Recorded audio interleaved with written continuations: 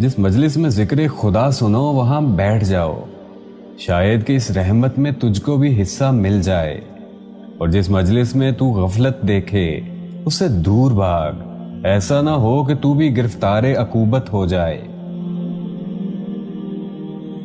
اس کا یقین رکھا جائے کہ آسمان و زمین اور اس کے اندر جو کچھ ہے، اس کے ایک ایک ذرے سے اللہ تعالیٰ اچھی طرح واقف ہے، کوئی چیز بھی اس سے مخفی نہیں ہے، اور اس پر اس کی قدرت بھی کامل ہے۔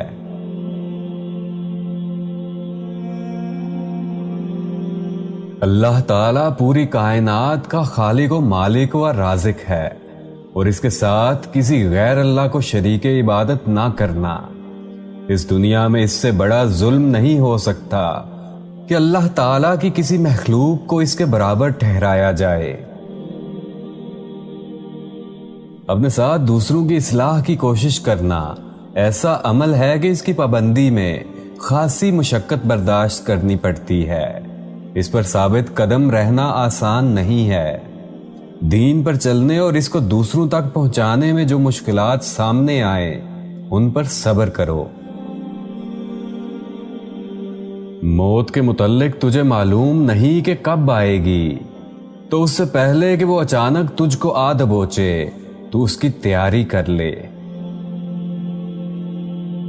اپنی ذات سے اللہ اور اس کے رسول صلی اللہ علیہ وسلم کی اطاعت کے ساتھ معاشرہ کی اصلاح کی کوشش کرتے رہنا، یعنی اس بات کی فکر کرنا کہ سارے انسان اللہ کی مان کر زندگی گزارنے والے بن جائیں۔ زمین پر اتراتے ہوئے مت چلو، یعنی زمین کو اللہ تعالیٰ نے سارے عناصر سے پست افتادہ بنایا ہے، تم اسی سے پیدا ہوئے ہو، اس پر چلتے پھرتے ہو، اپنی حقیقت کو پہچانو، اترا کر نہ چلو۔ اپنی وسعت کے مطابق اچھا لباس پہننا غرور نہیں، بلکہ لوگوں کو حقیر سمجھنا تکبر اور غرور ہے۔ کسی کے سامنے اپنی یا اپنے گھر والوں کی تعریف ہرگز مت کرو۔ میں نے بولنے پر بارہا افسوس کیا ہے، مگر خاموش رہنے پر کبھی افسوس نہیں ہوا۔